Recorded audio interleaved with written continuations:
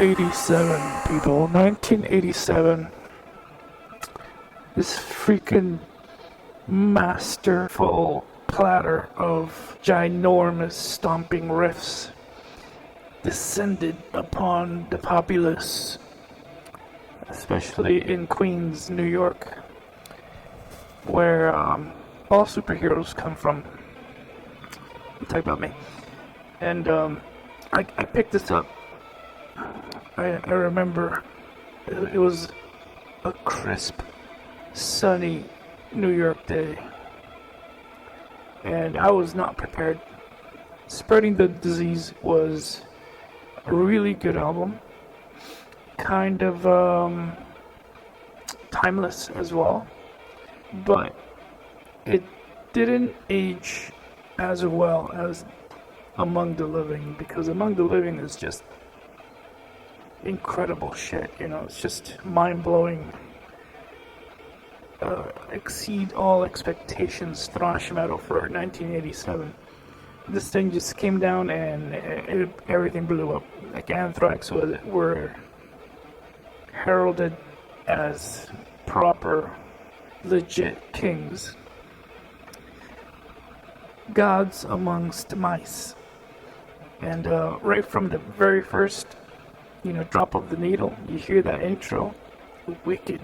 It's eerie. It's creepy, and it's like wondrous. Like, where is this going? Like, it sounds tantalizing.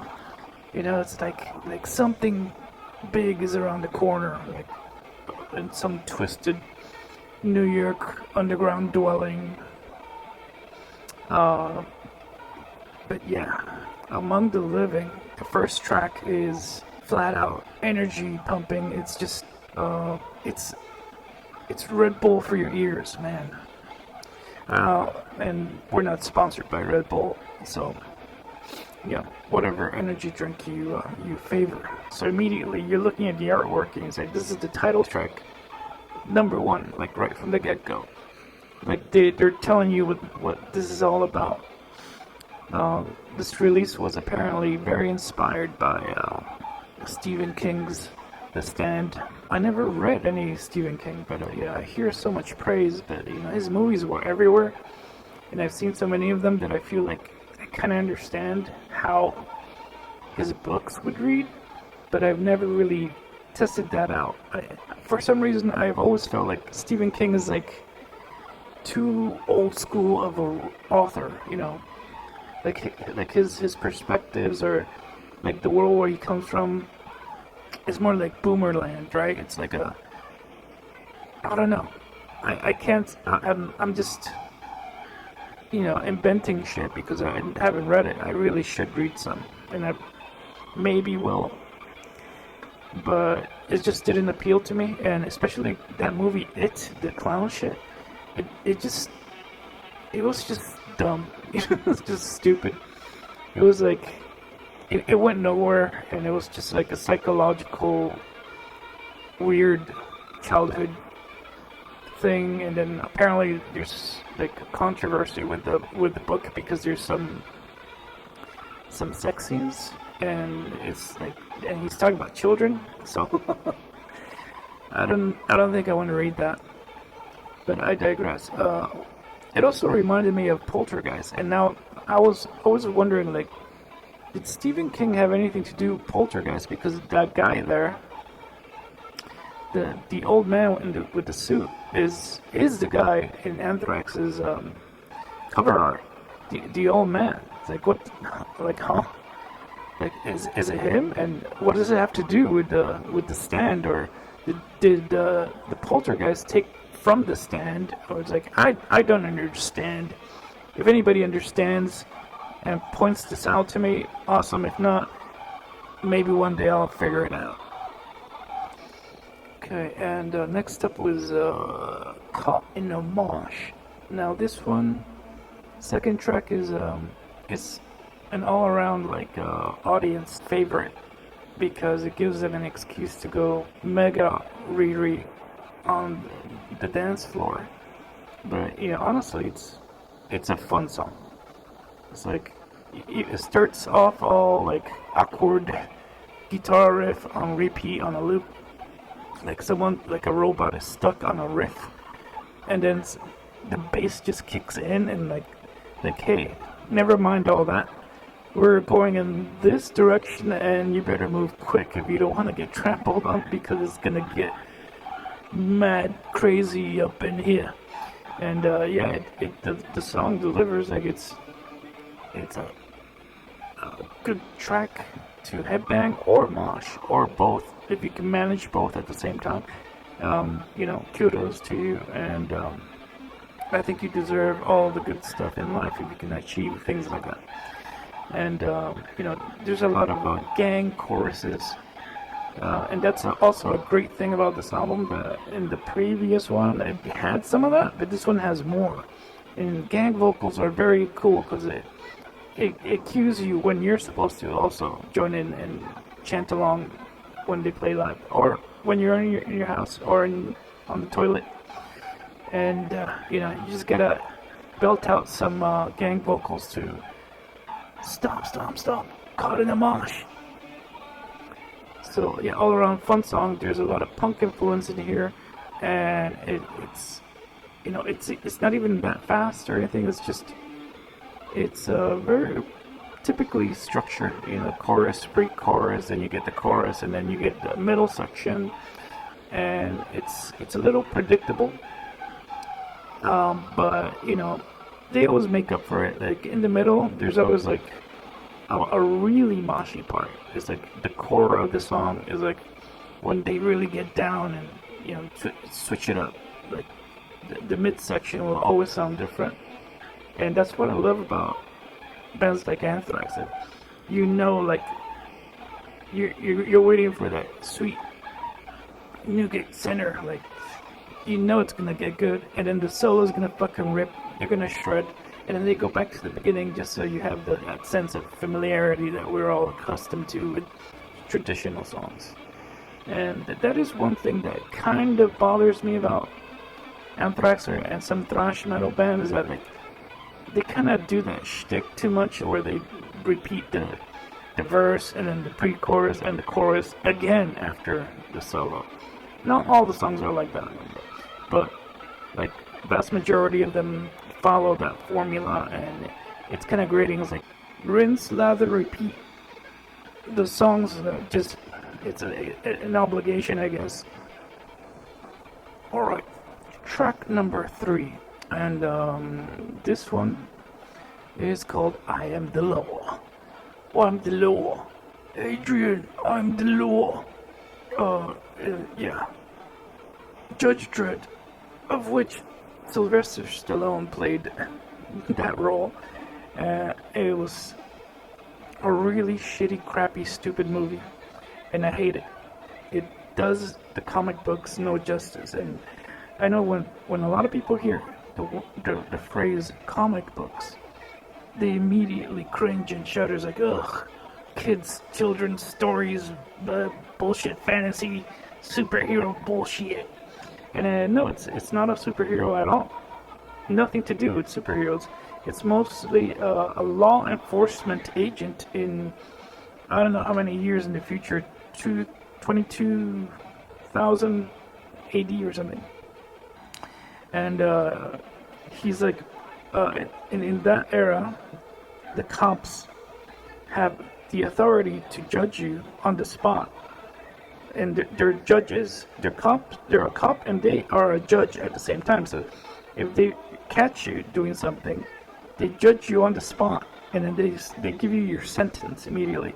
Now, if you ask me, that's efficiency, people. That's what we fucking need. And Anthrax knew it. They saw the comic like, oh my god, this makes so much sense. Like, why can't we move forward faster now that we know what is possible thanks to comic books? But society's stupid. What can we do? We just have to let it just burn. because we're too stupid still to fully advance properly. And anyways, the comic books are freaking amazing. They're really well written, and it deals with like a lot of like big city issues that plague us. But in the future, it's worse because a lot of people were affected by it. Like they had mutations from the radiation. There was a big war, and then the city is just called Mega City 1. I don't know how many there are, but it's a city that's just shut off with a wall. So all these kinds of like funny, weird stories. Like everyday people there have like they undergo mutations, and then they commit crimes, and like half man, half spider, half woman, half spider. I think I read one where this woman had the perfect life, and she slowly but surely started turning into a spider because she got bit, and I don't know. And then they go into like the details of like how she loses her job, and then her family starts to like isolate her from the rest, and eventually she just is completely gone and is just completely a spider in every sense. And then they take her away to live the rest of her life in the outside of the city, where all the mutants are. So she's officially just an outcast mutant. You know? Like that's pretty cool. Like it's well written, and there's a lot of different stories, and some even go through like a couple of series of stories, like a couple of issues. And it's like one of the best comic books I've ever read. And I've read a lot of comic books because that's all you do in New York in the wintertime. But any movie that will come out in the future, it must have this freaking song as the theme song. Like if it doesn't happen, there's gonna be bloody murders and riots and chaos. Mark my words. Alright, so NFL is about John Belushi, mostly, and his exorbitant decadence, and his indulgence, his nasty, savage indulgence. He was a big-time drug addict. He was a comedian. He was pretty popular on SNL. Everybody everybody liked him, but apparently he just got really wild, and he did some crazy shit, and I'm not privy to all that. I just know he did a lot of drugs, and there's probably like some sexual stuff involved.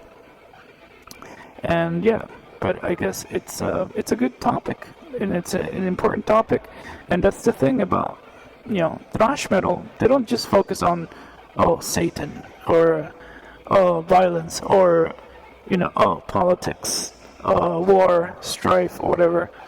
And sometimes they go into social issues, as any band should. Like a thrasher is not a one-dimensional being. An Anthrax fan, even more so. They're four-dimensional beings, because we take everything into consideration, from sci-fi tech to politics and psychology and philosophy, and we're into all of that. And it's all guided by the incredible riffs that just keep us hooked. So, to be a thrasher is to be a well-rounded individual and a responsible citizen of planet Earth. NFL, great song, and fun, and weird because it's a phrase spelled backwards, and it's like an inside joke because I've never seen this anywhere else. Nobody ever did anything like that. And that's what makes Anthrax even more special. That as a New Yorker, you cannot get attached to your local bands. Maybe like you get attached to your local football or baseball teams, which I get it, but I don't like it. I don't understand jocks, and I don't understand people that are addicted to sports and sporting events and teams and players, and then their fucking jersey sells for like $5,000 or some shit. I don't know, so stupid. It's really stupid. To me, in my eyes, in my mind, sports is just as dumb as religion. There's better things out there to obsess about and live your life by. Okay, skeleton in the closet. Now this one's also a Stephen King reference, and of course I didn't read it. I saw the movie that was made out of the short story called Apt Pupil. It was with Ian McKellen and some young guy. So it's like a neighbor, and like a young boy meets their neighbor, and they seem like a normal guy, elder German, and then slowly you see the clues, and the young man starts to understand that this was an actual ex-Nazi officer, an SS officer, and he found like his stuff or photos. I don't know. He found it, and then so he realized this guy is on the run. Like this guy's a criminal, a war criminal, and nobody knows except this young guy. So I can't remember what happens in the end. I don't know if he gets arrested or if the guy tries to kill him. I should rewatch that actually. But yeah, that's another thing that Anthrax made their fans aware of. It's like, hey, these Stephen King short stories are pretty cool, and they inspired us to make this cool song. And yeah, it's a really good song, very catchy. A lot of dynamics, a lot of tempo changes, and it's just a lot of gang choruses. And it's just a fun song. Everything Anthrax does is fun and interesting. Yeah, so Indians. It's see, now we go on to the history topic with indigenous people in the U.S. It's a shit world, and thankfully Anthrax helps us to know more and understand the shit world we're in. And it's a source of relief. At the same time, it's a source of information. It's an all-giving gift. Thrash metal for the win. The Knotman was getting to be a big phenomenon at this time with this album, this tour. And I even got myself an original Knotman that has nothing to do with Anthrax. Anthrax just popularized this really ancient toy I guess it's from the 60s, where it's just this like old man face, but like with a smile, like a kind of like a cartoon character, but it's very specific because it seems to be like a balding old man with a mustache that kind of looks Italian. Maybe that's why they grabbed it. And it originally was just like a face where you put your 3 fingers behind the face, and then you can move it around and make it talk, or whatever. You can use it for stop animation, or anyways, it's just a kooky little sketchy, it's kitsch, funny toy. And I was pretty happy I had one of those, and I lost it. I have no idea where it is. I don't know if it's worth anything, but it was just really cool thing to have that just reminds you of Anthrax, and like just the goofiness of the band members themselves. And anyways, on to the next song. It's One World, and of course it's about global holocaust, nuclear war, that impending doom that everybody had in the 80s. That it was just mandated. I was like, any day now we're gonna go to war with Russia. Any day now, Russia. And they just drilled that into your head, and it never fucking happened. It's like a fear that they just used to manipulate people in some manner. Because that's all the world is. It's just manipulation of the cattle. We're all cattle. And we're just there to be manipulated by forces that need to control us. So that's we all grew up with that psychosis.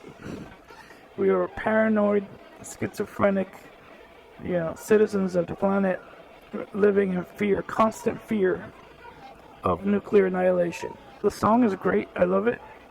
There's a little bit of feeling that areas like the pre-chorus.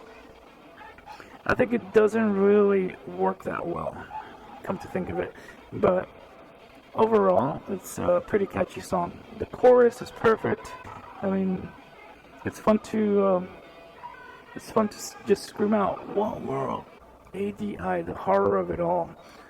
I think it has a very cool, epic, acoustic intro. It almost sounds like a banjo or like a sitar. It has a very, I don't know who, maybe it was Charlie Benante who did this, but it's really well done. It's just two riffs, really, but it works really well. It's like it's spaced perfectly, and it's a nice little intro. Like, I think it would make a really good alarm to wake you up gently, like coming out of a dream, and then it goes right into horror of it all. And it's one of my favorite songs, like just because it's so chock full of riffing. It's almost like primal mosh pit music that just triggers you into like grooving. I guess it's about dealing with death. Your people, your family members, or your significant other. All this like reality hits you, and you think about your own mortality as well, and who's next, and you just never know, the uncertainty of life and death. And I'll take topics like this any day over songs about heartbreak and relationship problems, or feeling lonely and vulnerable and emotional. This is a very positive thing to just consider and think about, because you should confront life and just deal with it. Now, you gotta embrace everything. You gotta embrace positive and negative thoughts and just deal with the reality. Don't put things away, and don't suppress yourself, and whole area, the emo zone, imitation of life, which is definitely one of my favorite Anthrax songs. It has such a cool riff. The intro riff it's just like it's simple, but it's menacing, and it's like plotting. Joey's like kind of like rapping about all the fake people that you encounter in life. The people are imitations of, or mimics of what they see around them, or they just obey what they see in television and movies, or how they see like other fake preppy people, or just people that are not really conscious of and alive. They're just like automatons, and they have no idea who they are, what they like, who they want to be, and they just imitate everybody, whoever is popular or whoever tells them to be. Like, very susceptible, malleable drones, lemmings. And yeah. So the song starts off slow and plotting and menacing, and then they just kick it up to this like breakneck speed thing, and it's almost like a frenzy, that's what I like about Anthrax. They do all these frenzied things, but it's still very cohesive, and they have so many changes in the music. They can stop on a dime, like they say, and go into something else, and it all flows magically. And then here in the middle part, it says, have you ever had a single thought of your own? Just one single thought of your own. That's all I want to know. It's like, that's such a badass diss. And it's a great social commentary, and it's also, again, it's helping people, be more aware of this tragic kingdom where we dwell, like peasants, and just wake up and smell the rancid facade that we're thrown into. This whole dystopian capitalist nightmare that we're in. Anthrax just really delivers the truth, and smacks you upside the head and says, hey, it's time to wake up and be conscious and, maybe help other people reach enlightenment, and maybe we can all change this awful world we're subjected to, we're enslaved to, we're shackled to. No more imitators of life.